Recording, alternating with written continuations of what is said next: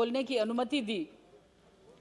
मैं सोचती हूँ कि ग्रामीण क्षेत्र के एकदम अंतिम छोर से उठकर आया हुआ इंसान इस बजट की समीक्षा ज़्यादा अच्छी करेगा। अब से पहले 3 घंटे पहले जिस तरह का माहौल बना तो उससे थोड़ा दुख तो हुआ, लेकिन लगा कि परछाइयाँ कद से और बातें औकात से ज़्यादा जब होने लगें तो समझो सूरज डूबने वाला है। कांग्रेस के वरिष्ठ कार्यकर्ताओं ने, कांग्रेस के मुखौटे ने जिस तरह का माहौल बनाया तो उससे लगा कि वाकई में अब इस देश में इस तरह की विचारधारा की आवश्यकता नहीं है। मैं माननीय वित्त मंत्री जी श्रीमती सीतारमण जी के पहला डिजिटल बजट जो पेश किया और 2 घंटे के भाषण में एक बार भी रुकावट नहीं, प्रस्तुतिकरण की निरंतरता महिला शक्ति का अद्भुत उत्साह दर्शा रही थी। हम सबको प्रेरणा मिली कि उन्होंने जिस भावना से और जिस तैयारी के साथ इस बजट को पेश किया, निस्संदेह उनका प्रस्तुतिकरण और उस बजट में निहित भारत की तकदीर और गरीबों के कल्याण की जो भावना थी वो निस्संदेह तारीफ योग्य थी। मैं उसके समर्थन में आज खड़ी हुई हूँ। महामारी से दुनिया त्रस्त थी और इस त्रस्त में हम भी त्रस्त थे, लेकिन इस महामारी के दौरान हमारे देश के यशस्वी प्रधानमंत्री भाई नरेंद्र मोदी जी के दूरदर्शी और कुशल नेतृत्व ने इस देश को एक किया। थाली बजाई, ताली बजाई, दीपक और मोमबत्ती जलाकर देश को भावनात्मक एकता के सूत्र में बांधा और इस संक्रमण से सामना करने के लिए एकजुट हो गए। और मैं सोचती हूँ कि 2021 और 2022 का ये बजट अपने आप में महामारी काल में साहसी तो है ही, लेकिन गांव, गरीब और किसान के हित का बजट है। मैं ये भी आपके माध्यम से माननीय सभापति जी कहना चाहूँगी कि यह बजट नए दशक की नींव रखेगा और ऐसी नींव रखेगा जिसमें अंतिम छोर का गरीब आदमी अपने आप को समर्थवान बनाएगा। यह बजट आत्मनिर्भरता के साथ देश के हर नागरिक को प्रगति की ओर ले जाने वाला है, भारत की अर्थव्यवस्था को मजबूत करेगा और साथ ही साथ हर हाथ को काम, हर दिमाग को काम देकर हमें आत्मनिर्भरता की ओर लेकर जाएगा। हमारे यशस्वी प्रधानमंत्री और हमारे वित्त मंत्री की जो मेहनत है, उनके समस्त स्टाफ की जो मेहनत है, उनके साथ विद्वान अर्थशास्त्रियों की जो मेहनत है, उस मेहनत के साथ मैं सोचती हूँ कि यह मूल मंत्र के रूप में हमारे देश के विचार में, जनमन के विचार में यह कालखंड निस्संदेह याद रहेगा और आत्मनिर्भरता के साथ राष्ट्र प्रथम, किसानों की आय वृद्धि करना, सुदृढ़ संरचना बनाना, स्वस्थ व स्वच्छ भारत की कल्पना को पूरा करना, शिक्षित भारत व सुशासन, युवाओं के लिए अवसर, महिलाओं का सशक्तिकरण और समावेशी विकास के संकल्प को सशक्त करेगा।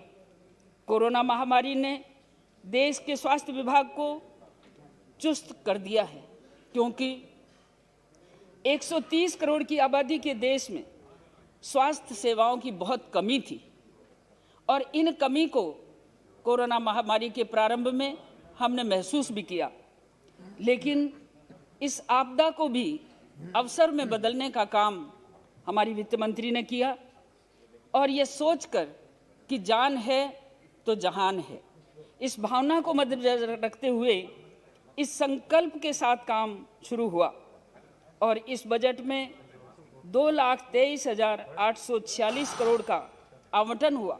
अभी घंटी ना बजाना हमारा। मैं ये सभापति जी 3 दिन से लगातार इंतजार में हूँ, इसलिए घंटी मत बजाना। तो मैं सोचती हूँ कि 2,23,846 करोड़ का आवंटन 137% अधिक है ये हेल्थ के लिए। और मैं सोचती हूँ कि भारत की आत्मा गाँव में बसती है और कृषि उसका प्राण है। लेकिन यहाँ कृषि के बारे में बोलते हुए हमारे प्रतिपक्ष के भाइयों ने ये नहीं सोचा, क्योंकि वो तो लीक पर चलना जानते हैं, वो दूसरों के बनाए हुए रास्ते पर चलना जानते हैं। और हम तो ये मानते हैं कि लीक लीक गाड़ी चले और लीक ही चले कपूत, लीक छोड़ तीनों चले ये शायर सिंह सपूत।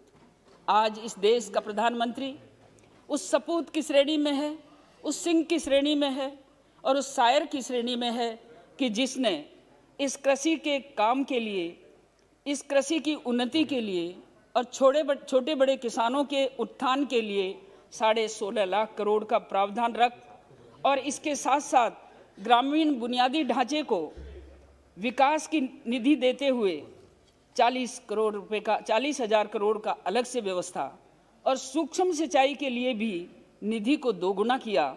ये सब इस बात को का सबूत है कि किसान, वो किसान जो असली में किसान है, जो खेत में पसीना बहाता है, अपने हाड़ और चाम को गालता है और फिर कुछ कमाता है, ये उनके लिए है। मैं आपके माध्यम से मेरा आपसे निवेदन है कि संक्षिप्त में बात पूरी करें, क्योंकि बहुत सारे सदस्य बोलने वाले हैं और 12 तक हमें समाप्त करना है।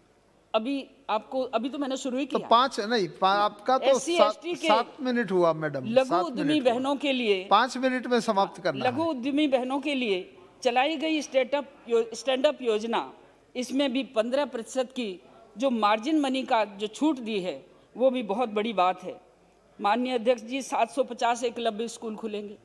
मैं एसटी की सीट से आती हूँ, एसटी की महिला हूँ। मैं चाहती हूँ कि मेरे संसदीय क्षेत्र में भी एकलव्य स्कूल खुले। और साथ ही जिस क्षेत्र दौसा संसदीय क्षेत्र से आती हूँ, जहाँ से हमारे हजारों सैनिक जाते हैं, चाहे वो गुर्जर जाति के हैं, चाहे वो राजपूत जाति के हैं, चाहे वो धाकड़ जाति के हैं, चाहे वो मीणा जाति के हैं, हमारी सेना के अंदर हैं। ऐसी स्थिति में मेरे संसदीय क्षेत्र में एक सैनिक स्कूल भी होना जरूरी है। मैडम अपनी बात रख के समाप्त कीजिए। अभी माननीय किसान कल्याण निधि, उज्ज्वला योजना, जनधन खातों में पैसा जाना, प्रधानमंत्री आवास के लिए पक्का घर देना, किसान व व्यापारी को पेंशन देना, दीनदयाल ज्योति योजना, ऐसी अनेक योजनाओं में धन की वृद्धि हुई है। परिवहन चाहे सड़कों का हो चाहे रेल का, इस क्षेत्र में अधिक से अधिक राशि का आवंटन कर इंफ्रास्ट्रक्चर को मजबूत किया है और यह आर्थिक उन्नति को ऊंचा उठाने में बहुत धन्यवाद आपका। अभी धन्यवाद नहीं, मैं आपसे चाहूंगी कि 2 मिनट मुझे और दीजिए। हमारी वित्त मंत्री ने जिस तरह की इसमें जिन परिस्थितियों में ये बजट पेश किया है, मैं आपके सहयोग से ये भी कहना चाहूँगी कि उनके सहयोगी राज्य मंत्री अनुराग जी को और हमारे बुद्धिजीवी अर्थशास्त्रियों को इसका पूरा श्रेय जाना चाहिए। उनको भी साधुवाद दूंगी कि इस विपत्ति के समय में उन्होंने बहुत अच्छा बजट पेश किया है। मैं फिर एक बात आपको याद दिलाना चाहती हूँ कि भारत की जैव विविधता का धनी देश है। महोदय, मैं एक बात जरूर कहना चाहूंगी कि जो अनछुए टच है, अनछुए पहलू है, मैं वो बोलना चाहती हूँ। जितने आंकड़े बोले गए, जो बोला गया मैं नहीं। Thank you very much. Bharat जैव विविधता का धनी देश है। इस